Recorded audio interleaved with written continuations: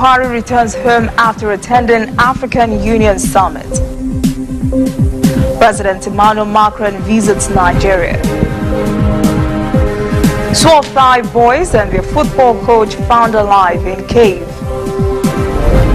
And in sports, federal government sacks NFF President AMAJU PINNICK.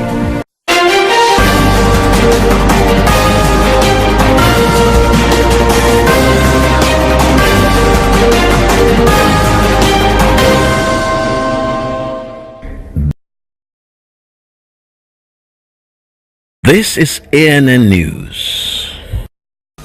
I am Olajumoke Olatunji.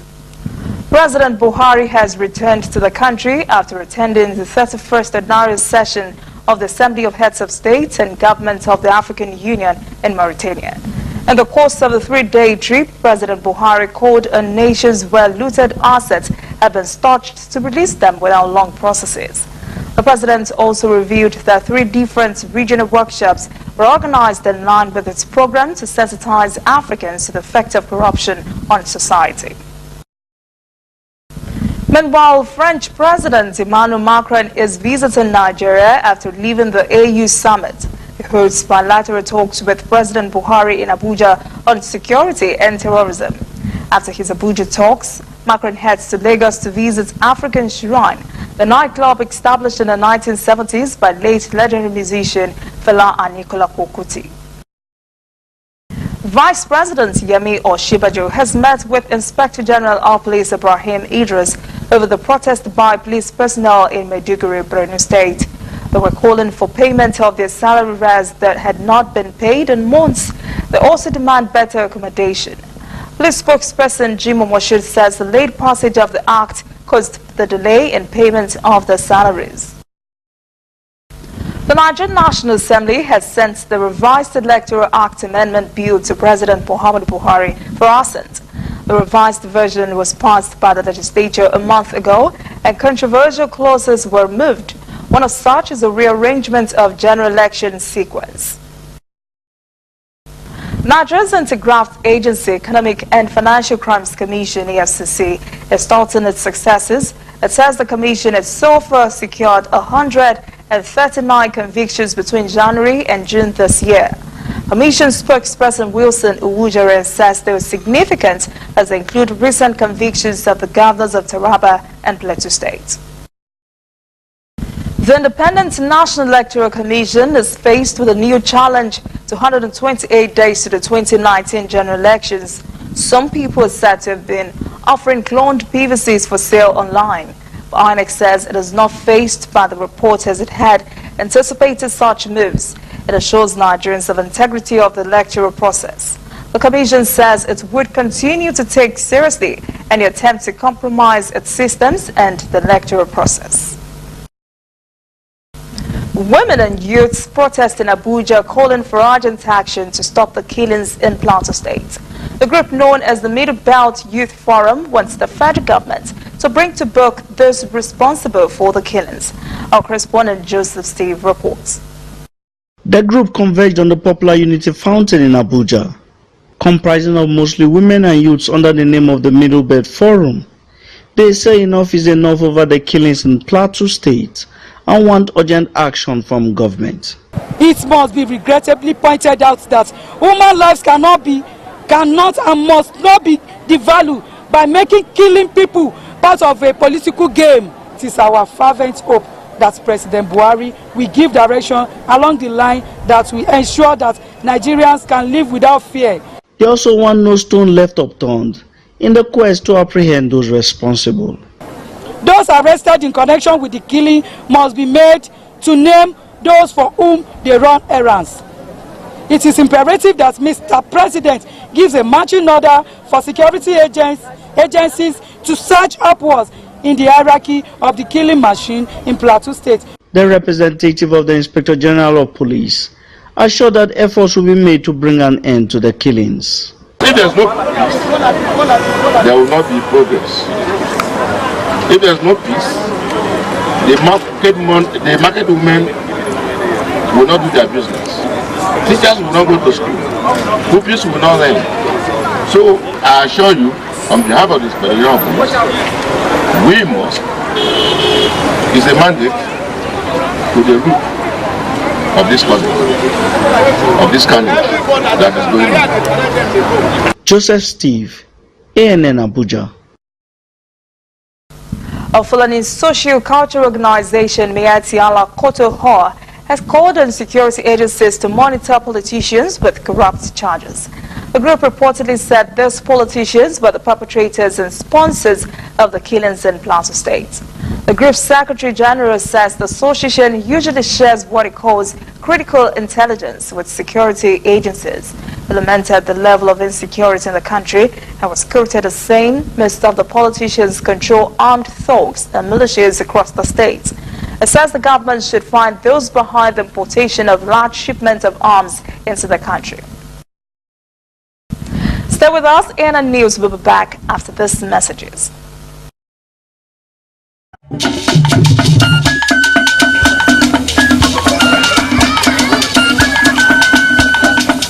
Are you sure you want to do this? Adam, go and bring us your husband.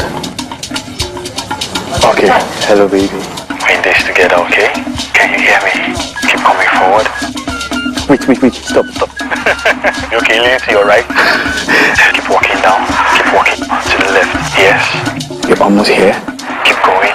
You are here. Wow, you did it. I'm just so glad I didn't have to use my cane to do this. And I am so glad no other man got you before me. Let me be your eyes. We will never stop working to give you a network you can rely on so you can enjoy life's special moments. MTN, everywhere you go. Shining our eyes on breaking news, whether in the east or in the west, with Al-Shabaab in Somalia and Boko Haram in Nigeria, with turbulence in the north and agitation in the south. Wherever you live in Nigeria, wherever news happens in Africa, we've got it covered. ANN News, connecting Africans in a truly African spirit. Phone or online, we are there. We have the facts behind the headlines. We cut to the chase with the news you really need. We cover every angle. We are the bigger, better news network. We are African News Network. ANN. Watch ANN News on MITV from a truly African spirit.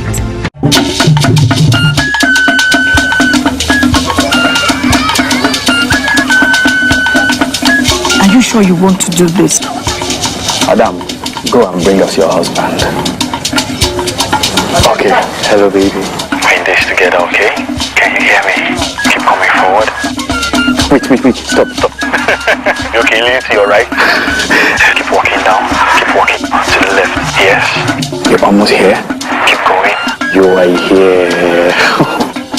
Wow, you did it. I'm just so glad I didn't have to use my cane to do this. And I am so glad no other man got you before me. Let me be your eyes. We will never stop working to give you a network you can rely on so you can enjoy life's special moments. MTN, everywhere you go. Welcome back. This is ANN News. Niger State Emergency Management Agency is reporting 8 bodies have been recovered after heavy rains in the Kotangora local government area of the state. 7 teenage girls were reported washed away by flood in Rafingora Market, while 3 children died in the Afghan Gagara Zaji in Kotangora. Local drivers, in collaboration with the state's emergency agency, recovered the dead bodies. Rather than wrangle with Britain over the permanent return of Benin bronzes that were stolen from the country by Britain in 1897, Nigeria is settling for taking them on loan. The bronzes were stolen during the British expedition here before what is now known as Nigeria. An effort toward a permanent return has been going on since independence in 1960. So 100 of the Benin bronzes were taken to the British Museum. Some have later ended up in museums in Oxford, Cambridge and other institutions in Europe and the US. Britain has resisted returning the Benin bronzes, Ethiopian Magdalene treasures and the Greek Elgin marbles. Now to African stars. The world's top cocoa producer, Ivory Coast, plans to build a 60 to 70 megawatt capacity world's first biomass power generating plant, running on waste from cocoa pods, and part of its aim of developing more than 400 biomass power generation capacity by 2030.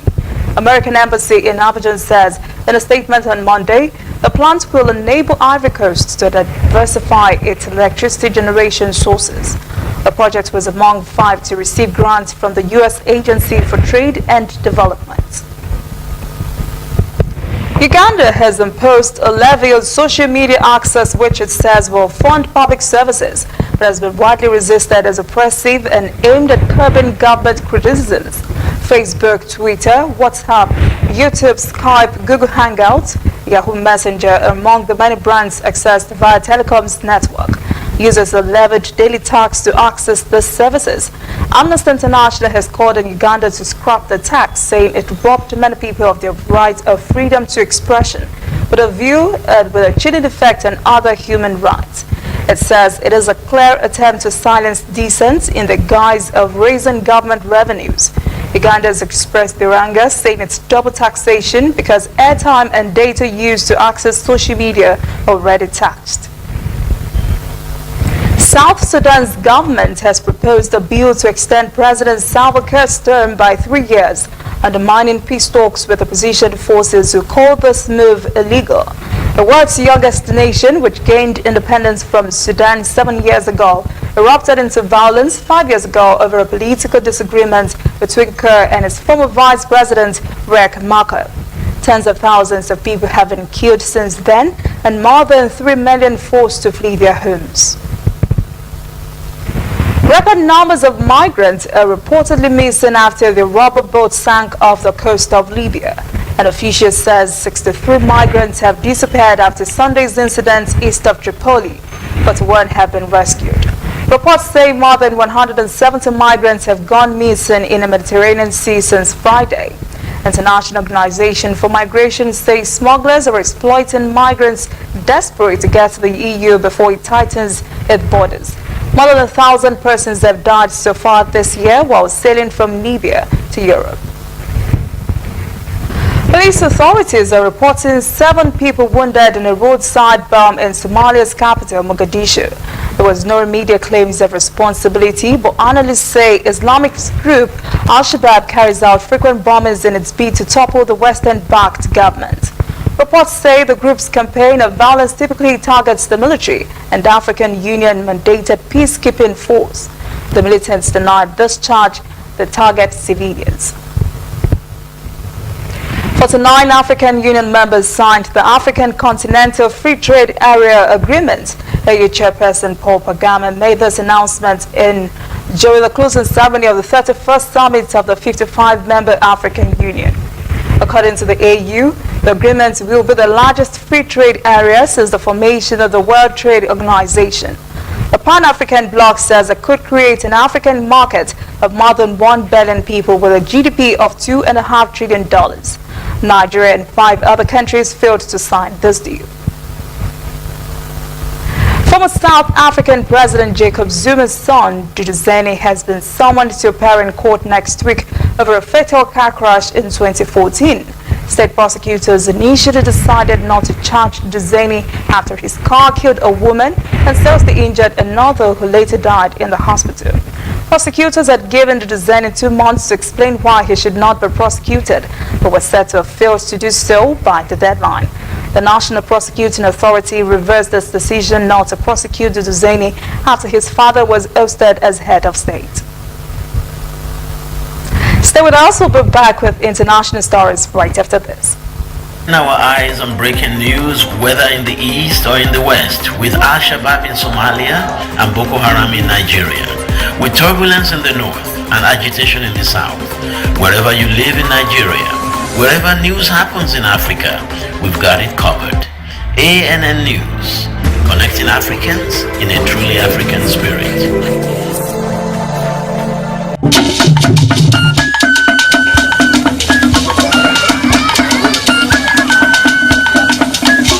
sure you want to do this? Madam, go and bring us your husband. Okay, hello baby. We're in this together, okay? Can you hear me? Keep coming forward. Wait, stop. You okay, lean to your right. Keep walking down. Keep walking to the left. Yes. You're almost here. Keep going. You are here. Wow, you did it. I'm just so glad I didn't have to use my cane to do this. And I am so glad no other man got you before me. Let me be your eyes. We will never stop working to give you a network you can rely on, so you can enjoy life's special moments. MTN, everywhere you go. There is a new all-news network on the scene in Nigeria to give news from a purely news perspective and to promote free information flow across Africa. African News Network, ANN, fresh views, unbiased, bold, with a purely African view. Watch ANN News on MITV. ANN, in a truly African spirit. And now to international stories. Relief and jubilation today across Thailand as divers reached 12 boys and their soccer coach deep inside a cave in Thailand 9 days after they got stuck there. Food and medical help were immediately supplied to the boys and them. Rescuers say the boys and their coach are weakened by the ordeal but are safe. Rescuers had tried for 9 days but had been unable to make any significant progress because of flooding that blocked the entrance to the cave. Most of them were reported in stable condition, but some of the boys had light injuries. Poland's President Andrzej Duda met with the country's Supreme Court head today. This is an important meeting that could lead to breakthrough in the loggerheads that had long existed between the ruling Nationalist Law and Justice Party and the European Union. This is the last day before the ruling party's divisive judicial reforms takes effect. The reforms allow the ruling party to take absolute control over prosecutors, the Constitutional Tribunal, lower-level court heads, and judges' oversight. The European Union filed a new case against Poland on Monday, arguing that the reforms would further undermine judicial independence in Poland. Malaysia's former Prime Minister Najib Razak is in the net of the country's anti-corruption agents. He has been probed for his role in theft and money laundering in an investment fund there. After an election loss, Najib was barred from leaving the country. Items worth millions of dollars were seized from assets linked to him. The investment fund IMDB was founded by Najib in 2009. The fund has been investigated in at least 6 countries for alleged money laundering. An Australian archbishop has been sentenced to 1-year home detention for concealing historious sexual abuse. As the highest-ranking Roman Catholic clergy to face confinement for a cover-up. He was found guilty of covering up sexual abuse of children by pedophile priest Jim Fletcher in May. He was alleged to have known about it since the 1970s. Wilson is Archbishop of Adelaide and is the most senior Catholic globally to be convicted of the crime. Austria is threatening to act in defense of its southern borders if Angela Merkel's immigration deal with Germany's coalition goes into effect. This is in response to an agreement reached on Monday between Merkel and Bavaria's Christian Social Union that settles their discord over migrants policy. Stay with us. Sport is coming up right after this message. Shining our eyes on breaking news, whether in the east or in the west, with Al-Shabaab in Somalia and Boko Haram in Nigeria, with turbulence in the north and agitation in the south. Wherever you live in Nigeria, wherever news happens in Africa, we've got it covered. ANN News, connecting Africans in a truly African spirit. Whether in your house, at your office, on your phone or online, we are there. We have the facts behind the headlines. We cut to the chase with the news you really need. We cover every angle. We are the bigger, better news network. We are African News Network. ANN. Watch ANN News on MITV from a truly African spirit.